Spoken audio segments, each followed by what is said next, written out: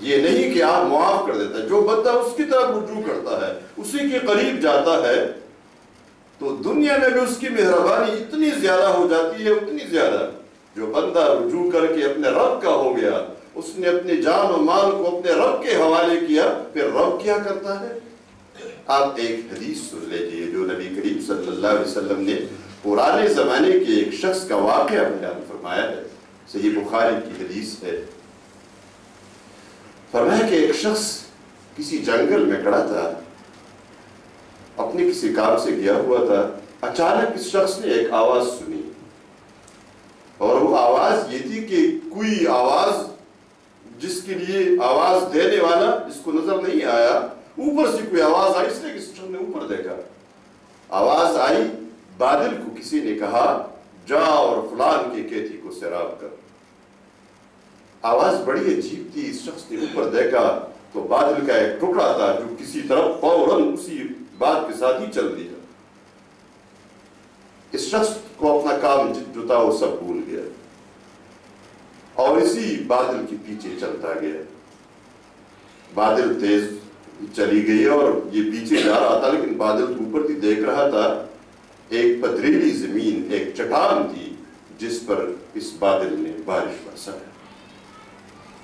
یہ ادھر پہنچا تو وہ تو ایک پتھریلی سی زمین تھی، اس میں تو کوئی کھیتی نہیں تھی، لیکن دیکھا یہ پانی جمع ہو کر نیچے کسی نالے میں ایک طرف بہ رہا ہے. اب اس کو جو تجسس ہو گیا تھا تو یہ اس کی چلا نالے پر چلتا رہا، جو نالا جہاں گیا تھا. ایک جگہ پہنچ گیا کہ وہاں ایک شخص اپنے کھیتی میں اسی پانی سے اپنی کھیتی کو سیراب کر رہا ہے. اپنا وہ جو کوئی بیل کا بیلچا، کوئی اوزار ہوتے ہیں نا پانی دینے کے لیے، پانی سیراب کرنے کے لیے، اور یہ پانی کہیں اور نہیں گیا تھا، یہ ادھر ہی کھڑا ہو گیا کہ جگہ تو یہی ہے. آخر جب اس شخص کی توجہ اس کی طرف ہو گئی تو اس نے اس سے پوچھا اللہ کے بندے تمہارا نام کیا ہے؟ تو اس نے اپنا نام بتا دیا. تو یہ وہی نام تھا جو اس نے بادل کو حکم دیتے وقت سنا تھا. یقین آ گیا کہ شخص بھی وہی ہے. پھر کھڑا رہا، جا نہیں رہا تھا. تو وہ جو کسان تھا جو زمین سیراب کر رہا تھا، زمین کا مالک تھا، اس نے دیکھا یہ شخص کھڑا ہے تو اس نے اس سے پوچھا اللہ کی بندی تم نے مجھ سے میرا نام کیوں پوچھا اور اب کھڑے بھی ہو، جا بھی نہیں رہے ہو، لگتا ہے تمہاری کوئی غرض ہے؟ اس شخص نے کہا کہ اصل مسئلہ یہ تھا کہ یہ پورا قصہ اس کو سنا ہے اور اسی لیے میں آیا ہوں، اس لیے تمہارا نام پوچھا اور یہ نام وہی ہے جو میں نے سنا ہے ادھر. اب تم مجھے یہ بتاؤ کہ تم اپنی اس کھیتی میں کیا کرتے ہو؟ اس شخص نے کہا یہ بات تو کسی کے سامنے بیان کرنے کی نہیں ہے، نہ میں نے کبھی بیان کی ہے، لیکن تم نے یہ کہانی ایسی سنائی ہے کہ اب لازماً مجھے آپ کو بتانا ہے. اس نے کہا ایسا ہوتا ہے کہ اس کھیتی میں جب فصل کوئی پیداوار مجھے مل جاتا ہے تو جتنے بھی پیداوار ہو میں اس کو 3 حصوں میں تقسیم کرتا ہوں، اور تینوں میں سے تیسرا حصہ سب سے پہلے اللہ کے راستے میں صدقہ کر دیتا ہوں، اور اس کے بعد دوسرا جو حصہ رہ جاتا ہے وہ اپنے گھر لے جاتا ہوں، اپنے بیوی بچوں کے لیے، اپنے اہل و عیال کے لیے، اور تیسرا حصہ واپس اس کھیتی میں خرچ کرتا ہوں، سرمایہ کاری کرتا ہوں.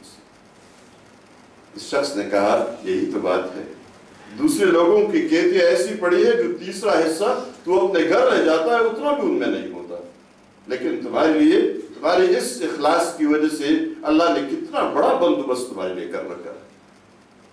ہمیں تو پتہ بھی نہیں چلتا کتنی اللہ مہربانی کرتا ہے، کتنی وہ برکت دیتا ہے، لیکن جب وہ لے لیتا ہے تو پھر ہم پریشان ہو جاتے ہیں. جب بیماری آتی ہے اور سارے پیسے ڈاکٹروں اور اسپتالوں میں خرچ ہو جاتے ہیں پھر ہمیں احساس ہوتا ہے بڑا کام خراب ہو گیا. جب کیس آتے ہیں اور وکیل کو پیسے دینے شروع کر دیتے ہیں، جب کوئی ڈاکو آ گیا اور سب کچھ ختم ہو گیا تو پھر ہمیں احساس ہوتا ہے. لیکن جب یہ کچھ بھی نہیں ہوتا اور ہم حفاظت سے رہتے ہیں، امن سے رہتے ہیں، پیسے ضائع نہیں ہوتے، گزارا ہو رہا ہوتا ہے، تو ہمیں احساس ہی نہیں ہوتا کچھ بھی نہیں ہے. لیکن جو بندے اللہ کے قریب پہنچ جاتے ہیں، اللہ کی رحمتیں ان کی طرف متوجہ ہو جاتی ہیں، اور جہاں اللہ کی رحمت متوجہ ہو جائے وہاں پھر کوئی بے برکتی بھی نہیں آتی، وہاں مصیبتیں بھی نہیں آتی۔ ہاں مومن بندوں پر مصیبتیں کبھی کبھی آزمائش کے طور پر آتی رہتی ہے، مال میں بھی جان میں بھی، لیکن اس وجہ سے کہ اس نے اللہ کے راستے میں انفاق نہیں کیا، اس نے اللہ کی طرف رجوع نہیں کیا، وہ بندگی نہیں کر رہا، اس وجہ سے کوئی مصیبت نہیں آتی۔ نبی کریم صلی اللہ علیہ وسلم نے اس حوالے سے توبہ کرنے کے حوالے سے کہ توبہ کرو، رجوع کرو اللہ کی، اور جب بھی کوئی رجوع کرتا ہے تو فوراً مہربان ہو جاتا ہے۔ آپ صلی اللہ علیہ وسلم نے، یہ بھی بخاری اور مسلم دونوں کی حدیث ہے، صحیح حدیث ہے، پرانے زمانے کے ایک شخص کا واقعہ سنایا ہے توبہ کے حوالے سے۔ ایک شخص تھا، اس نے 99 قتل کیے تھے، قاتل تھا، اور جب 99 قتل کر چکا ہے ایک شخص تو اس نے اور کیا کیا ہوگا۔ آخر کار یہ ہوا کہ اس شخص کو توجہ ہو گئی، سب کچھ ہوا، غلط ہوا ہے، ہو جاتی ہے، کبھی کبھار یہ بھی اللہ کی بڑی رحمت ہوتی ہے کسی کو توجہ ہو جائے۔ تو پوچھنے لگا لوگوں سے، ڈھونڈتا رہا کوئی کون ہوگا جو میرا مسئلہ حل کر سکے گا، پوچھتا رہا تو وہاں ایک راہب تھا کسی جگہ، تو لوگوں نے رہنمائی کی کہ فلان راہب کے پاس چلے جاؤ، وہ تمہارا یہ مسئلہ حل کر دے گا۔ وہ راہب تو بے علم لوگ ہوتے تھے، خانقاہوں میں بیٹھ کر جس طرح ان کا طریقہ ہوتا ہے، اس شخص کے پاس یہ فوراً پہنچا اور اس سے کہا میں نے 99 قتل کیے ہیں، کیا میرے لیے توبہ کی کوئی گنجائش ہے؟ وہ راہب تھا، اس نے سمجھتا بھی اس طرح نہیں تھا، اس نے فوراً کہا 99 قتل اور پھر توبہ اور معافی، جا تیرے لیے کوئی توبہ نہیں، ادھر کیا کرنے تو آیا ہے، اتنا بڑا تم مجرم ہو۔ یہ سارا اس کی بے عزتی کر کے باہر نکالا۔ جب وہ باہر نکالنے لگا تو اس نے کہا 99 تو ویسے بھی میں قتل کر چکا ہوں، تو نے جو یہ معافی نہ ہونے کی خوشخبری مجھے دی ہے تو یہ تو 100 ہوا۔ اس کو بھی قتل کر دیا اور 100 پوری کر دی۔ لیکن جو توجہ ہو گئی تھی، آپ فرماتے ہیں وہ توجہ برابر برقرار رہی اور ڈھونڈتا رہا۔ کسی نے ایک صاحب علم آدمی کے بارے میں بتایا، فلان جگہ ایک عالم ہے، وہ آپ کو بتا دے گا، اس کے پاس چلا جائے۔ یہ شخص چلا گیا، اسی عالم کے پاس پہنچا، اس کے پاس پہنچا اور اسے کہا میں نے 100 قتل کیے، اب میں توبہ کرتا ہوں، تو میرے لیے معافی کی کوئی گنجائش ہے؟ جب اس نے یہ بات کہی تو اس عالم دین بتاؤ، اس نے فوراً کہا ہاں کیوں نہیں، کون تیرے اور تیرے رب کے درمیان رکاوٹ بن سکتا ہے؟ اللہ کی رحمت اور تیرے درمیان کوئی رکاوٹ نہیں ڈال سکتا۔ توبہ کی گنجائش ہے، توبہ کرو، آج توبہ کر لو، معاف ہو جاؤ گے۔ شخص نے توبہ کیا، پھر اس نے اس شخص کی رہنمائی کی اور کہا کہ یہ زمین جس پر تو اتنے گناہ کر چکا ہے، اس زمین کو چھوڑ دو، یہ تمہارے لیے بری زمین بن چکی ہے۔ ایک اور جگہ بتائی، فلان جگہ جا کر تم اللہ کے کچھ بندے ہیں وہاں، انہی کے ساتھ رہو اور اللہ کی بندگی کرو۔ یہ شخص وہاں سے چل دیا، چل پڑا، راستے میں ایک جگہ پہنچا تو اس کو موت آئی اور مر گیا۔ جو ہی مر گیا فوراً عذاب کے فرشتے پہنچ گئے جو پہلے سے اس کے لیے تیار تھے کہ عذاب ہی کی فرشتے اس کی روح کو لے جائیں گے، لیکن رحمت کے فرشتے پہلے سے پہنچ چکے ہیں۔ تعجب کے ساتھ وہ دیکھتے تم کیا کرنے آئے ہو، 100 جانوں کا قاتل ہے، تم یہاں کیا کرتے ہو؟ انہوں نے کہا یہ تو توبہ طائب ہو کر آ رہا ہے، توبہ کرتا ہوا آ رہا ہے۔ انہوں نے کہا نہیں ایسا نہیں، جھگڑا ہو گیا۔ اللہ تبارک تعالیٰ نے ایک اور فرشتہ بھیجا، فرشتہ جب بھیجا تو اس نے صلح کرایا، دونوں نے فیصلہ کیا۔ فیصلہ یہ کیا کہ دیکھو کس زمین کی طرف قریب ہے۔ دیکھا گیا اس شخص کو، ایک روایت میں یہ بات آتی ہے کہ یہ اس زمین کے قریب پایا گیا جس کی طرف یہ جا رہا تھا۔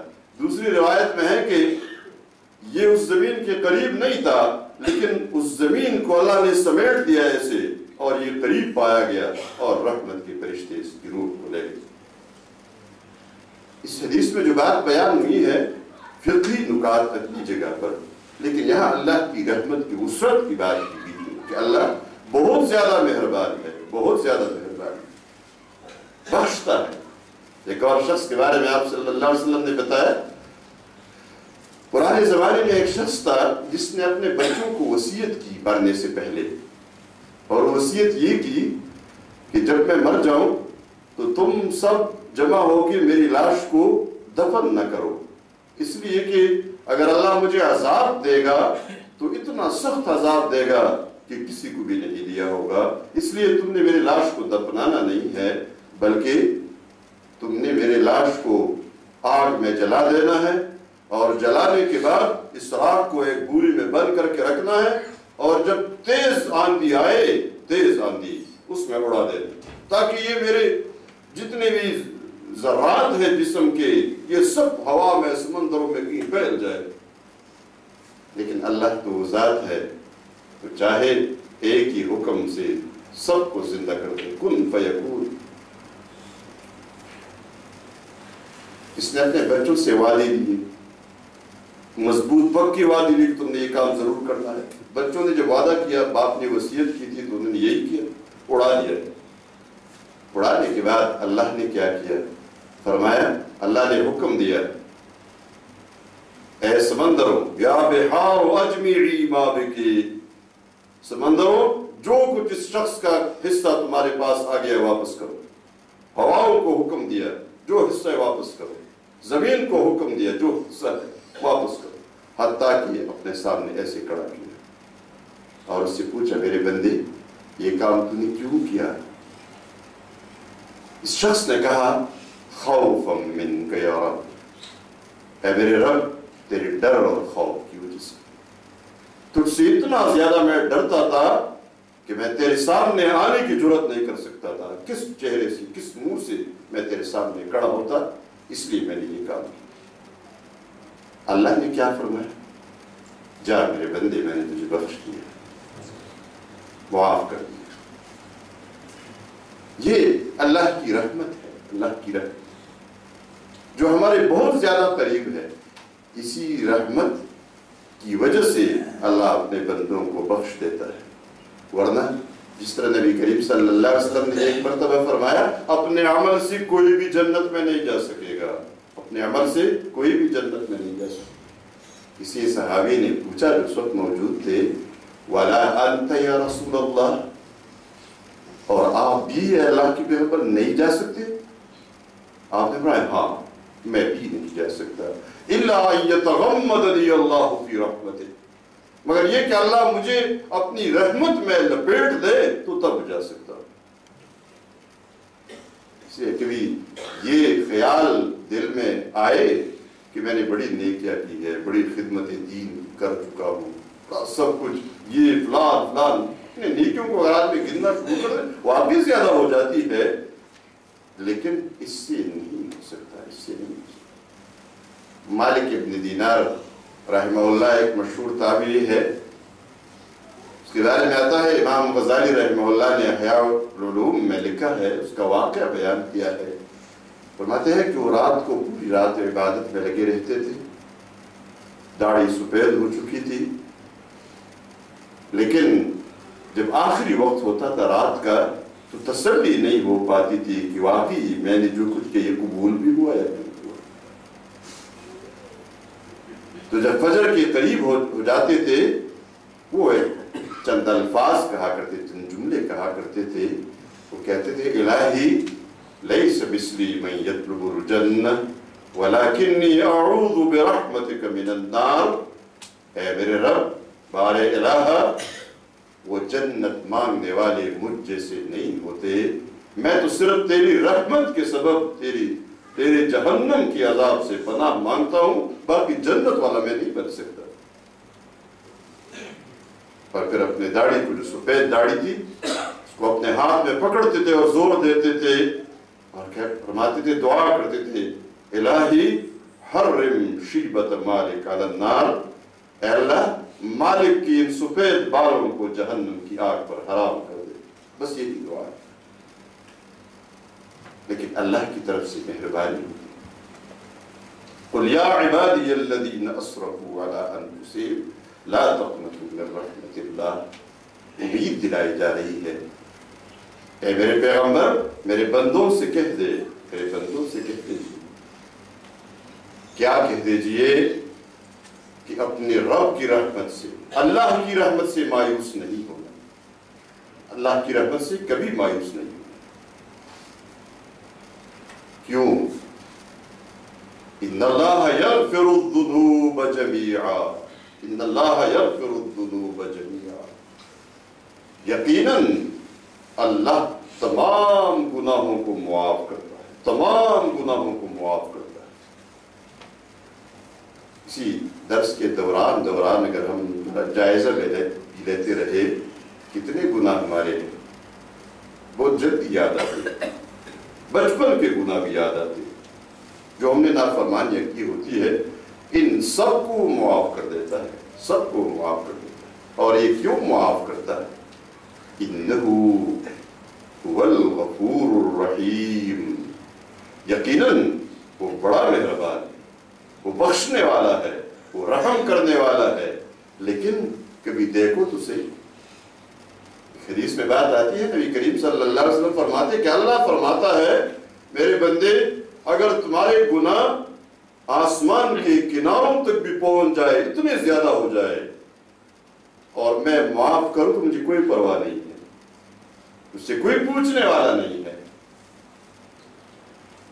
اس میں انہو هو الغفور الرحیم، لیکن طریقہ بھی بتایا ہے، قرآن کریم نے طریقہ بتایا۔ یہ نہیں کہ آپ نے کمپیوٹر میں کوئی کام کیا ہے، آپ جلدی جلدی اس کو اگر مٹانا چاہے تو ہائی لائٹ کرے، کلک کرے ڈیلیٹ پر اور سب کچھ ختم ہو گیا۔ ایسا نہیں، یہ نہیں ہے کہ ہم گناہ کریں توبہ کے لیے، توبہ ہے گناہوں کے لیے، گناہ ہو گئے ہیں ناسمجھی کے ساتھ ہو گئے، سمجھ آ گیا تو توبہ کی، اللہ معاف کر دیتا ہے۔ یہ جو لوگ عادت بنا لیتے ہیں کہ چلے توبہ تو ہے، تو جو لوگ توبہ کے لیے گناہ کرتے ہیں ان کے توبہ کو اللہ کبھی قبول نہیں کرتا۔ جو لوگ مسلسل گناہ کرتے ہیں پھر توبہ کرتے ہیں، گناہ کرتے ہیں پھر اسی طرح جاری رہے گا سلسلہ۔ ہاں، رب کی مہربانی تو یہ بھی ہے کہ اگر کسی کو یہ بھی توجہ ہوگی کہ یہ تو غلط کام کر رہا ہوں اور اس سے توبہ کیا کہ یہ پھر نہیں کروں گا اس طرح، تو اس شخص کو بھی اللہ بخش دیتا ہے، معاف کر دیتا ہے۔ اسی وجہ سے اس کی گنجائش کبھی ختم نہیں ہوتی، توبہ کی گنجائش کبھی ختم نہیں ہوتی۔ لیکن توبہ کیا ہے؟ طریقہ کیا ہے؟ وَأَنِيبُوا إِلَىٰ رَبِّكُمْ وَأَسْلِمُوا لَهُ، طریقہ کیا ہے؟ گناہوں کو چھوڑ دو اور رجوع کرو اپنے رب کی طرف۔ وَأَنِيبُوا إِلَىٰ رَبِّكُمْ، انابت کرو، رجوع کرو اپنے رب کی طرف۔ وَأَسْلِمُوا لَهُ، اور پھر مسلسل تابعدار ہو جاؤ، تابعدار ہو جاؤ۔ گویا تین باتیں یہاں بتائی گئی۔ ایک تو یہ ہے کہ اپنے گناہوں کی ندامت ہو، شرمساری ہو۔ اس کے بعد پھر کیا ہے؟ ان گناہوں کو چھوڑ کر اللہ کی اطاعت شروع کرو، یہ دوسری بات۔ اور تیسری بات، آئندہ کبھی اس گناہ کے قریب نہ آئے۔ وَأَنِيبُوا إِلَىٰ رَبِّكُمْ وَأَسْلِمُوا لَهُ، اور فرمایا جلدی جلدی توبہ کر لو، جلدی جلدی توبہ کر لو، من قبل ان یأتیکم العذاب ثم لا تنصرون، اس سے پہلے کہ تم پر اللہ کا عذاب آئے اور پھر تمہاری کوئی مدد نہ ہو۔ دیکھیے یہ ہوتا ہے نا، ہم اپنی گاڑی کا آئل چینج کرتے ہیں، بدلتے ہیں، اس میں ناسمجھی کیا ہوتی ہے کہ کوئی اپنے گاڑی کو، کمپنی نے کہا ہے 5000 کلومیٹر کے بعد آپ نے آئل چینج کرنا ہے، تو آپ نے صبح 5000 کلومیٹر مکمل کرنے کے بعد کہہ دیا، دیکھا آئل تو ٹھیک ہے جی، بالکل ٹھیک، نہیں بدلتے۔ تو 5500 ہو گیا، پھر چیک نہیں جی کوئی ضرورت نہیں ہے۔ پھر 6000 ہو گیا، دیکھا پھر نہیں ٹھیک ہے جی، ابھی تو چل رہا ہے، کوئی ہے اس میں کوئی سلیپ ولیپ تو ہے۔ جب یہ مکمل خراب ہو جائے کہتے ہیں ابھی ٹھیک ہے۔ یہ لوگ ایسے خواہ مخواہ ہمارا پیسہ ضائع کرتے ہیں، لیکن کیا ہو چکا ہوتا ہے؟ آپ کی گاڑی کی عمر 6 سال کی بجائے 2 سال ہو چکی ہے۔ یہ تو صاف صاف آپ نے بدلنا ہے تاکہ اس کے اندر صاف ہی چیز رہے، تب ہو سکتا ہے۔ کا مطلب یہ ہے کہ جب اس کا آئل بالکل صاف تھا، جب یہ گاڑی بالکل نہیں تھی، ٹھیک ٹھاک تھی، اس وقت سے اس کی تباہی کے اثرات شروع ہو چکے تھے۔ آپ نے جو کچھ کیا تھا تو آپ نے تو اسی وقت سے اس کو تباہ کرنے کا سامان کر دیا تھا۔ اب جب اس کا نتیجہ آخر میں نکلا ہے تو آپ کہتے ہیں کہ آج وہ میں پانی نہیں ڈال سکا، آج میں نے یہ نہیں کیا، وہ نہیں کیا، تو انجن گرم ہو گیا، تو انجن جل گیا، یہ ہو گیا، وہ ہو گیا۔ نہیں، یہ ابھی نہیں ہے، یہ بہت پہلے سے یہ سلسلہ آ رہا ہے۔ ہمارے گناہوں کے سلسلے شروع ہو جاتے ہیں، چلتے رہتے ہیں، آخر کار ہماری تباہی کا وقت آ جاتا ہے اور اللہ کا عذاب آتا ہے، اور عذاب کی شکلیں مختلف ہوتی ہیں۔ پھر ہم چیخنا شروع کر دیتے ہیں۔ فرمایا نہیں، ابھی سے معاملہ ٹھیک کر لو تو اس تک نوبت ہی نہیں پہنچے گی۔ اور فرمایا وَاتَّبِعُوا أَحْسَنَ مَا أُنزِلَ إِلَيْكُم مِّن رَّبِّكُم، یہ جو بتایا، اور اس اچھی جانب اور اچھی پہلو کی تابعداری کرو جو تمہارے رب کی طرف سے تمہیں نازل کی گئی ہے۔ قرآن کریم میں جو کچھ احکام دیے گئے ان احکام کی اطاعت کرو، لیکن بتایا اچھی جانب کی اطاعت کرو، اچھی جانب کو فالو کرو۔ اچھا جانب اور برا جانب کیا ہے؟ ہر حکم کے دو جانب ہوتے ہیں، ہر حکم کے دو جانب ہوتے ہیں۔ اللہ نے حکم دیا ہے نماز پڑھو، تو نماز پڑھنا اچھا جانب ہے، اور نماز نہ پڑھنا برا جانب ہے۔ حرام مت کھاؤ، تو حرام نہ کھانا اچھا جانب ہے، اور حرام کھانا برا جانب ہے۔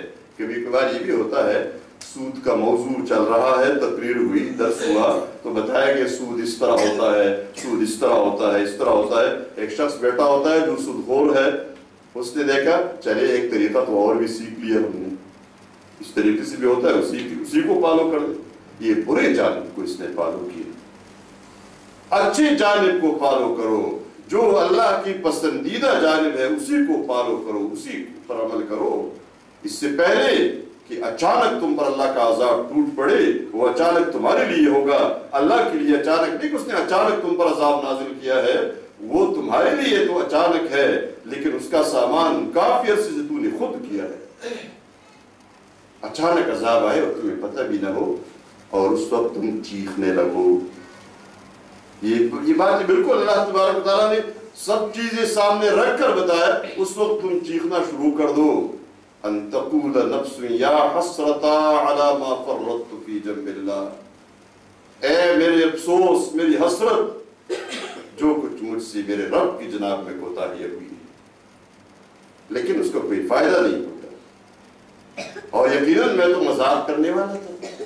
اور یا پھر کوئی یہ کہے، چیخنا شروع کر دے، او تقول لو ان اللہ ہدانی لکنت من المتقین، اگر اللہ میری رہنمائی فرماتا تو میں بڑا متقی اور پرہیزگار بن جاتا، تو رہنمائی کر دی اس نے۔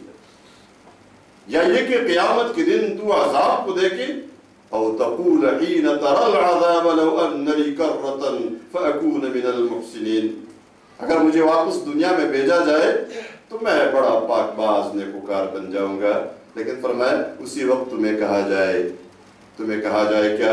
بلا بلا، کیوں نہیں، کیوں نہیں، قد جاءتک آیاتنا فکذبت بها واستکبرت وکنت من الکافرین، کیوں نہیں، میری آیات تمہارے پاس پہنچ چکی تھی، تم نے اس کو جھٹلایا تھا، تم نے اپنے آپ کو بہت بڑی چیز سمجھ رکھا تھا، اپنے قوانین نافذ کرتا تھا، میرے قوانین، میرا نظام، میرے احکام کو پس پش ڈال کر اس کی بجائے اپنے بناتا تھا۔ وَكُنْتَ مِنَ الْكَافِرِينَ، اور تو حقیقت میں بڑا کافر تھا، زبان سے تو مومن بنا ہوا تھا لیکن حقیقت میں مومن نہیں تھا۔ اس لیے یہ افسوس، اور اس افسوس سے بچنے کے لیے ضروری ہے آج اپنے تمام زندگی کو، اپنے تمام اعمال کو سیدھا کر دو، ٹھیک ہو جاؤ۔ آج تمہیں جو تنبیہات ہوئی ہے، ان تنبیہات کو سامنے رکھتے ہوئے آج توبہ کر دو، آج توبہ کر دو۔ اللہ کے رسول صلی اللہ علیہ وسلم نے فرمایا توبہ کرو، توبہ کرو، اس لیے کہ میں دن میں 100 مرتبہ سے زیادہ توبہ کرتا ہوں۔ جو معصوم ہے، کوئی گناہ نہیں، اگلا پچھلا سب معاف کر دیا گیا ہے، لیکن فرماتے ہیں 100 مرتبہ سے زیادہ توبہ کرتا اللہ کے حضور توبہ کرو، رجوع کر لو اپنے گناہوں کو چھوڑ کر، اس سے پہلے کہ اللہ کا عذاب آ جائے یا موت تمہیں آئے اور اس کے بعد تمہارے پاس کوئی راستہ ہی نہ ہو، توبہ کر لو، ہر وقت توبہ کر لو۔ استغفار کی جو بات آئی، اللہ کی مغفرت طلب کرنا، گناہوں کی معافی مانگنا، اور ہم تو نبی کریم صلی اللہ علیہ وسلم نے ہمیں جو دعا بتائی نا، وہ دعا، اے اللہ میرے ان گناہوں کو بھی بخش دے جو مجھے معلوم ہے اور جن سے میں توبہ کرتا ہوں، لیکن میرے ان گناہوں کو بھی بخش دے جو مجھے نہیں معلوم اور تجھے اچھی طرح معلوم ہے۔ کتنے گناہ ہیں جو ہمیں پتہ ہی نہیں ہے کہ یہ گناہ ہے لیکن ہو چکے ہیں، ہمارے ریکارڈ میں سب کچھ موجود ہے۔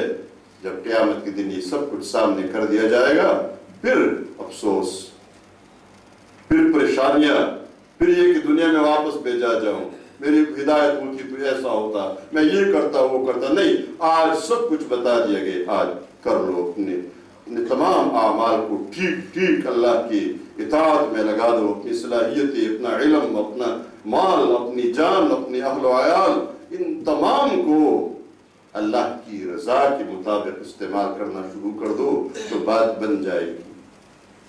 توبہ کا سبق ہم نے پڑھا، توبہ کا طریقہ بھی ہمیں معلوم ہو گیا، تو یہی ضروری ہے نا کہ ہم توبہ کریں۔ یہ ہمارا 3 دن کا یہ سلسلہ بھی اسی لیے ہے کہ ہماری نئی زندگی کا آغاز ہو۔ ہم اس مجلس میں بیٹھے ہیں، اس مجلس کا کوئی فائدہ نہیں ہوتا جس مجلس کے نتیجے میں کوئی حاصل ہمارے سامنے آ نہ جائے۔ ہم اپنے دل و دماغ میں آج واپس جاتے ہیں تو کوئی چیز لے کر نہ جائے، اس کا کوئی فائدہ نہیں ہوتا۔ اس لیے آج اگر ہم یہیں پر چاہیں، ہم سب بیٹھے ہیں اور اس کے لیے ہمارے پاس کوئی ایسا عذر بھی نہیں ہے کہ آج ہم یہ کام نہ کر سکیں، ہم آج ہی کیوں نہ اپنے گناہوں سے توبہ کریں، اور آج ہی کیوں نہ اس مجلس سے اٹھے تو گناہوں سے صاف ستھرے بن کر اٹھے۔ التائب من الذنب کمن لا ذنب لہ، گناہ سے توبہ کرنے والا ایسا ہے جس نے گناہ کیا ہی نہ ہو۔ یہ آج بھی ہو سکتا ہے، ابھی ہو سکتا ہے، اور یہ 3 کام جو بتائے گئے ہم تینوں کریں۔ آج ہی ہم نے حکم سنا ہے، ہم نے طریقہ سنا ہے، تذکیر ہوتا ہے اور بارہا کبھی کبھار توجہ نہیں ہوتی، کسی بات سے توجہ ہو جاتی ہے، لیکن آج ہم یہی کام کریں، اپنے گناہوں کو ذرا یاد کریں۔ اس کے لیے 1 سیکنڈ کا وقت بھی کافی ہوتا ہے۔ یہ دماغ کا سکرین اتنا بڑا ہوتا ہے کہ یہ پوری زندگی کی جتنا کچھ ہو چکا ہوتا ہے وہ پورا ایک ہی سکرین میں دکھا دیتا ہے، اور گناہ تو کانٹوں کی طرح ہوتے ہیں۔ اس طرح آپ کے کپڑوں کے اندر کوئی بنیان کے اندر کوئی کانٹا آ گیا ہے، وہ آپ کو سونے نہیں دیتی، آرام نہیں کرنے دیتی، جب تک آپ اس کو قمیص اور بنیان سب کچھ اتار کر اس کو نکال نہیں دیتی۔ تو گناہ ایسے ہوتے ہیں، آدمی نیکیاں بھول جاتا ہے مومن، لیکن گناہ کو نہیں بھولتا، ہمیشہ اس کو تنگ کرتا ہے گناہ یاد آ جاتے ہیں۔ ہم سب، پہلے میں اور آپ سب اپنے گناہوں کو یاد کریں۔ یہ اللہ کے بندے جب کسی ایسی مجلس میں بیٹھ جاتے ہیں، اللہ کی رحمت متوجہ ہو جاتی ہے، اسی میں کوئی توبہ کرے، توبہ کو قبول کرتا ہے اور گناہوں کو بخش دیتا ہے۔ ہم اپنے گناہوں کو یاد کریں، کیا کیا ہو چکا ہے۔ ہم حرام کھا چکے ہیں، ہم جھوٹ بول چکے ہیں، ہم غیبت کر چکے ہیں، ہمارے دل حسد سے بھرے ہیں، حسد سے بھرے۔ آج کیوں نہ اپنے دلوں کو ان حسدوں سے بالکل پاک اور خالی کر دیں، پاک کر دیں۔ نبی کریم صلی اللہ علیہ وسلم نے اپنے ساتھ دینے کے لیے کہ میری رفاقت کس کو حاصل ہوگی، ایک مرتبہ حضرت انس رضی اللہ تعالیٰ عنہ سے فرمایا، یا بنی ان قدرت ان تصبح وتمسی وليس في قلبك غش لاحد فافعل۔ میرے پیارے بیٹے، انس زیر تربیت تھے، بچے چھوٹے رہے تھے ساتھ، اے میرے پیارے بیٹے، اگر تو یہ کر سکے